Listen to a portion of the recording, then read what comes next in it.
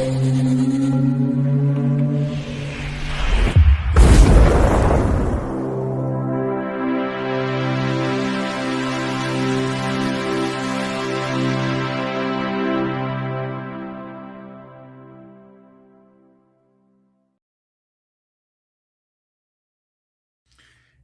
Mike, it's me Ian. And in today's video, yes, it's this time again.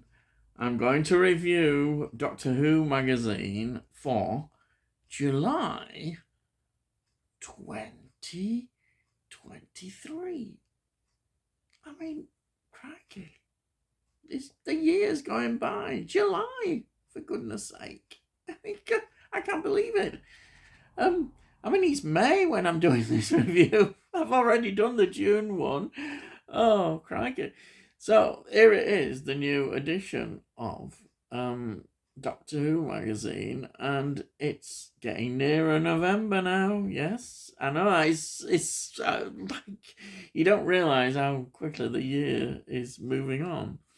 Anyhow, let's have a look at the cover. The cover is about the new Rose, which I think is involved in the 14th Doctor specials, as far as I gather. There's 3 specials, certainly, in November. This is a new version of Rose. What else have we got here? Yes, we've got an archive story, which I always, of course, find exciting when I know it's the 2nd Doctor, and it's the Wheel in Space. There's a good article on the Wheel in Space, the first part of it, anyhow.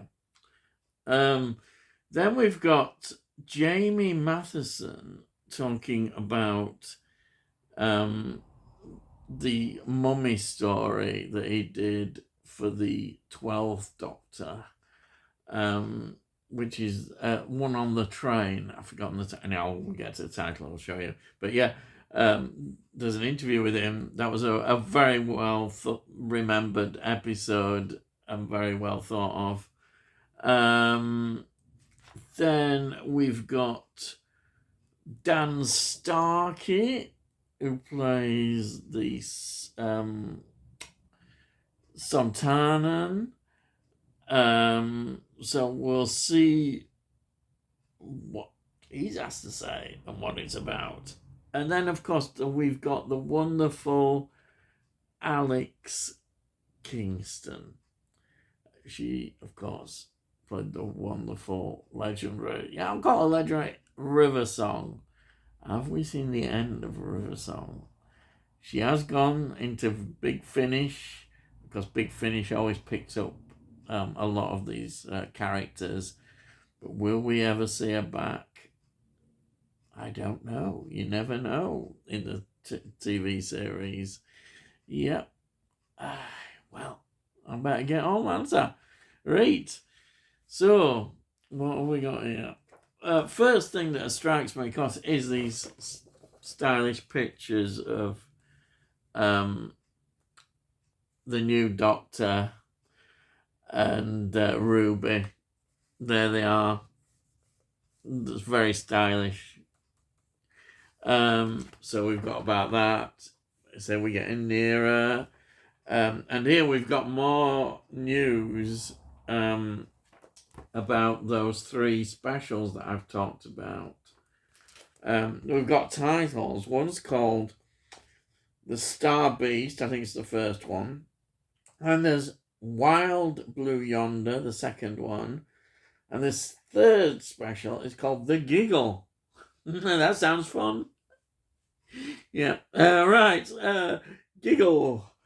Right. And then we've got, I always get fascinated by this. They releasing more stories like the Target book style. So a lot of that have not been published, and the newer series are all being published, as well as I think a few old ones thrown in.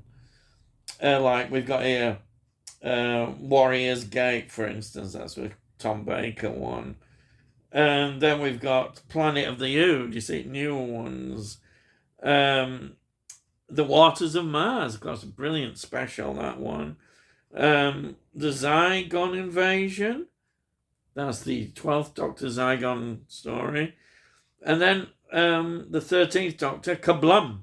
I like Kablum. Kablum's perhaps a bit underrated. It's got a lot going for that as 13th Doctor. I think maybe some of those first season stories, there are one or two good ones. Of course, Rosa's in that one, which I absolutely love. But yeah. Now, what else have we got here? We've got a letters page. Oh, letters. Yeah, we got all various subjects. There's always a lot of artwork and stuff that people discuss. Then we've got Russell T Davies. Every month he writes for the magazine, and there he is. Always gives his own insight. Always leaving sometimes a few cryptic clues, not giving away too much about things, but offering interesting insight. Then we've got this, it's also a monthly feature. The script editor, Scott Hancock, does his production diary. Yeah. Don't forget, it's all going on still, all the filming for the 15th Doctor. Yes. And let's see what else have we got here. Now we've got a feature on, I suppose, gay and bi people who've been in Doctor Who. And that's the latest. Rose, I think, is transsexual. A proper one, I think. Whatever. Yeah, that one. She's a new character. Then we've got here Yaz, of course, and then two blokes, Jake Willis and Adam Lang, who were in I don't know which story that is. Is it the 11th Doctor or something? I may not be. I could be later than that one. Oh, Praxis 2020. Oh, that's what that one's from. See, I was wrong. Then we've got Bill Potts. I love Bill Potts. I don't know why. I just think she was great, Bill Potts. Fantastic. And then we've got talking about the past classic series. And they're talking about Alpha Centauri character in the third Doctor story who didn't really have any gender. That's what they're talking about there. It's a strange alien character in the Peladon episodes. Yeah, the Peladon episodes. Then we've got Missy here. Then we've got these. Oh, do you remember the three with Stax? Was it Stax? They Madame Vastra and her wife Jenny Flint. We've got that. Then we've got about Clara Oswald. And then Canton Everett Delamore. I think that he was from a 13th Doctor story. Was he? I could be wrong there. No, here, so I'm seeing how wrong I am. He was in The Impossible Astronaut and Day of the Moon from 2011. So that was a 11th Doctor story. I must watch some of the more modern ones as well. Some of them are a bit patchy in my knowledge. Then, yes, I remember this guy, Alonzo Frame, played by Russell Tovey. I know him from Voyage of the Dawn, which I absolutely love, was the Christmas special with Kylie in. And also, he was in The End of Time. Look there. And of course, there we've got Captain Jack. who epitomised all sort of, well, in terms of sexuality. There he was, yeah, who now is possibly not going to ever come back, but we don't know about that. Anyhow, I don't want to get too controversial, but there he is. Yeah. Now we've got, oh yeah, this is great.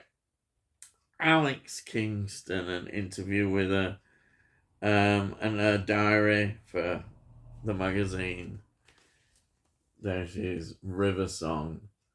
That we miss River Song. I wish, I really would love to have seen her with the 13th Doctor. That would have been so interesting. But you never know. She could come back.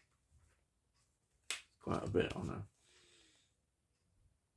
And as I said, of course, she hasn't really always gone away. Big Finish, there's a whole lot of stories on Big Finish with her now, which is really good to see. She's a really good actress, is Alex Kingston. And apparently she's now come to live in this country. She was, I think, in LA. And she's over here now. And she's had quite a lot of work now as well since Doctor Who. I think he said it's quite a while since she really left Doctor Who as well. But she's plenty of work still. Then there's an interview about looking for locations and filming. Because that's so important to Doctor Who. You've got to find interesting locations. And then we've got here, we've been having various polls each month on Doctor stories. We've got now the 5th Doctor and all his stories. There always seems lesser stories as we've gone past the 4th Doctor. Now, not surprisingly, Caves of Androzani always wins. He's always considered the top story. And the second one, Earthshock, the 5 Doctors, and Kinder. Those are very strong stories, and that's why they always do well. At the bottom, it's always Time Flight, which, I enjoy Time Flight.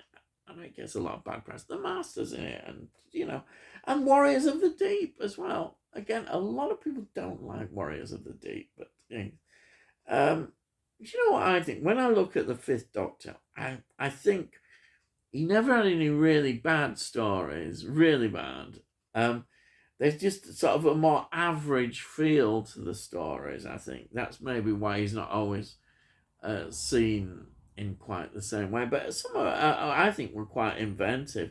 I mean, I like Castrovalva is when he's just come from Regeneration, the first story of the 5th Doctor. There's a lot in that as well. And I think Fort of Doomsday is interesting. Arc of Infinity. All these are lower down. And of course, one that is always popular and is a bit higher up is the Visitation. Visitation is a great story. I like the Fire of London, 1665. 66, sorry. 1666. 65 is a Great Plague. Yeah. 1666, when we get all that story in there, it's great. I love those historical stories. Then we got Resurrection of the Daleks, which I think is very good story because it's so powerful that what happened, it's quite a violent story for Doctor Who. And the violence, and it's too much for Tegan. She decides to leave. Yeah, she just leaves. That's it. She's had enough. And I found that interesting. So we got more about looking at the 5th Doctor stories. And of course, looking at Time Flight again. Yeah, here's a picture of Anthony Ainley, the Master. Then we've got the controversial one, I suppose, in many ways, the 6th Doctor. There's the 6th Doctor. And there's the poll of his stories. And of course, there isn't that many. sadly. So we only have a limited amount to judge on. And inevitably, I think it's the same with this. What you see is voted the best. Revelation of the Daleks is well thought of. But now I say this, and it is the number two, Vengeance on Varos, is perhaps one of the most original, really stands up well stories of the Sixth Doctor. And that number two, I would be almost thinking that could be number one if I was to put there. With, of course, the two doctors. That's always number three. Two doctors, Patrick Troughton. So therefore I'm already in, no matter what.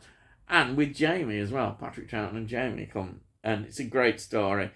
But I can see that Vengeance on Varos would be, perhaps for me, just ahead. The Trial of the Time Lord is here at number 4, which was a very ambitious set of stories within that, but they've just put it as one thing. I suppose that's fair enough, but there are other stories within the Trial of the Time Lord.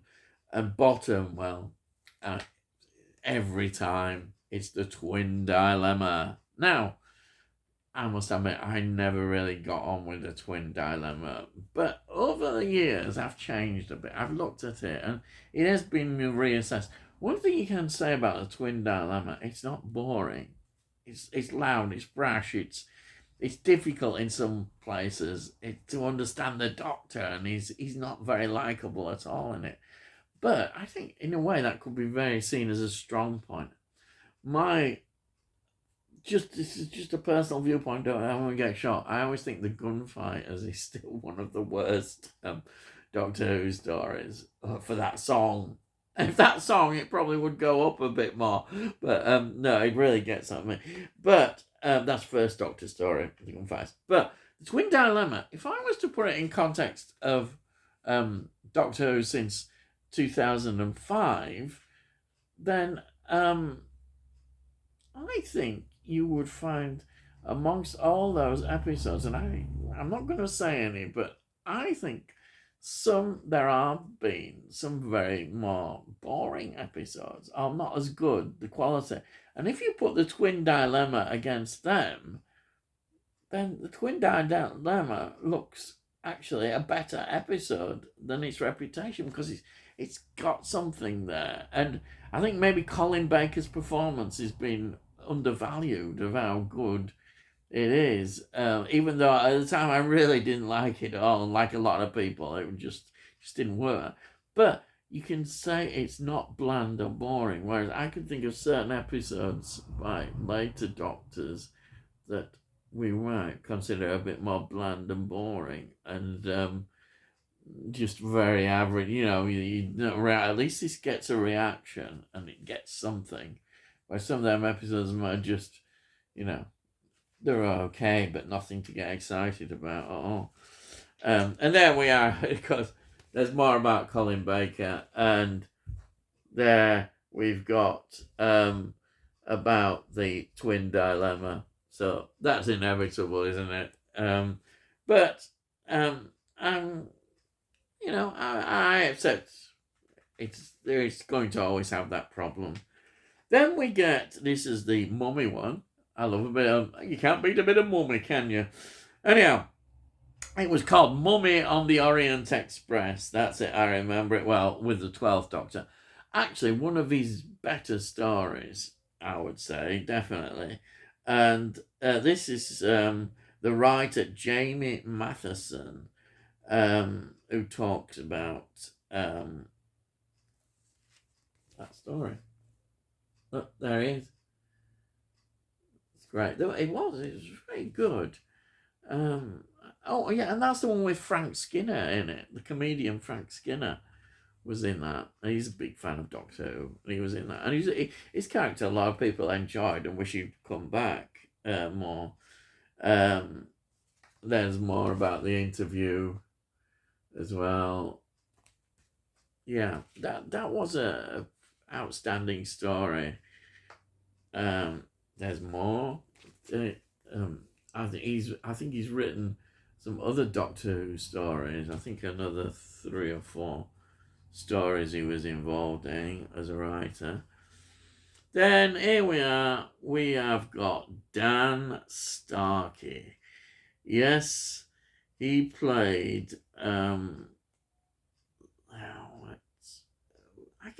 think it's Stax, isn't it?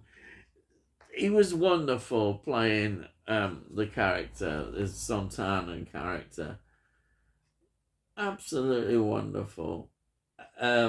Especially as with the other two, the Solarian and Jenny. That's it, I remember those two. But yeah, fantastic.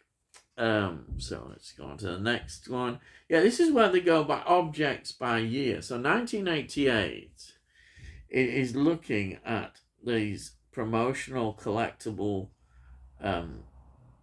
things from the series, props and anything that was going on, and that's the Dalek Emperor here. Remember the Dalek Emperor? That goes right back to 60s series, the Dalek Emperor concept. Then we've got when Doctor Who went on stage, which is the coat, the Ultimate Adventure. Yeah, Doctor Who's been on stage. Yeah, stage play. And the John Pertwee, I know, was involved in that, as well as Colin Baker. Then, here, this is now, a lot of people might not remember this, but I certainly remember it. Before Sky, our arrival to Sky, there was British Satellite Broadcasting. And they had these like aerial things attached. And the reason why the aerial thing is attached is because that was like the equivalent of what Sky had. But the Doctor Who connection is that there was a lot of Doctor Who programs actually involved in this. Particularly its launch, as I remember. And it was going to be seen as a home for Doctor Who at the time, you know.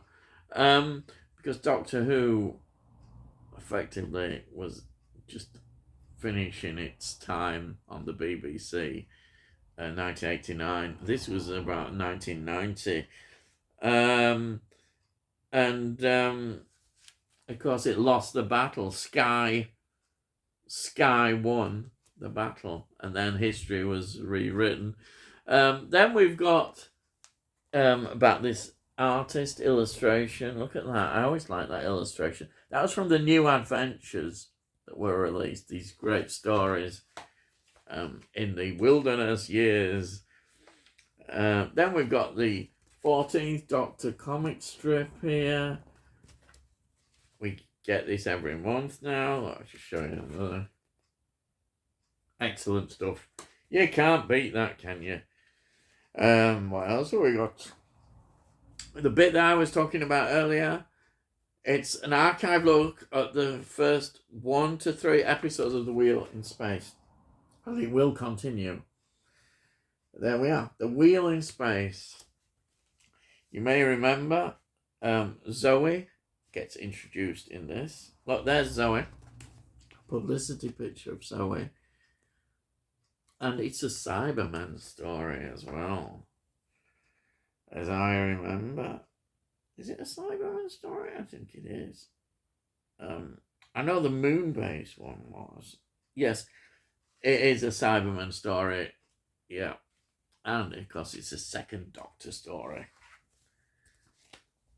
It's one where not all the episodes are available. They got deleted. Well, they don't use the word deleted. They chucked them away or wiped them. It's a scandal. We can hardly believe that this happened. There's more info, and then it carries on. We'll carry on next month. But that's sad that all these wonderful stories from 1960s, and not just Doctor Who, just got wiped and thrown out. Then we've got more looking at the Big Finish productions with the 90s Doctor, Christopher Eccleston. Yes, this is the only way you can see Christopher Eccleston, or listen, not see. because he seems to have a reluctance to go on the big screen unless Russell T Davies can get round him to appear in the specials. We'll see the special episode that's going to be that we're all looking forward to. Yeah, and there's more about Tom Baker there. He's still involved. He's 90, I think, now. 90. Wow. Yeah. And then we got about, I'm not a gamer, but I think some of you might be games. There's some on mobile games, Doctor Who. Yeah. Then we've got more. We've got competitions as always. You can win various goodies. You have there. And then we've got about, they call him the War Master. That was Derek Jacobi when he played the Master. Yeah, Derek Jacobi. You remember Derek Jacobi playing that? Yes. You can't help but remember that. Then we have got about the Curator appearing in the Big Finish. Remember Tom Baker playing the Curator? Yes. It's an interesting character development in the Doctor Who universe. And I think that's about it. I'd just like to put this advert at the end. There's another Big Finish edition, Daleks Genesis of Terror, which apparently they've unearthed a first draft of the Genesis of the Dalek. And episode 1 has been fully dramatized with sound, design, and music. So that's interesting. I just thought it's a nice illustration, though, isn't it? Yeah. Well, that's it. That's the July edition of Doctor Who magazine. Yes, it's all done. Thank goodness for that. Right. Anyhow, if you've enjoyed this video and you're new to me rambling on, then please subscribe. Just subscribe, a all-cost note. Also, if you like it, that costs note as well. And it helps with algorithms, and so more people might get a chance to see these videos if they want to, if they're interested. And all that costs note. And if you've got any comments, please put your comments down. I'd be really interested to read them. I love your comments. Hey, bye. So, all I've got to say is, I'll see thee again.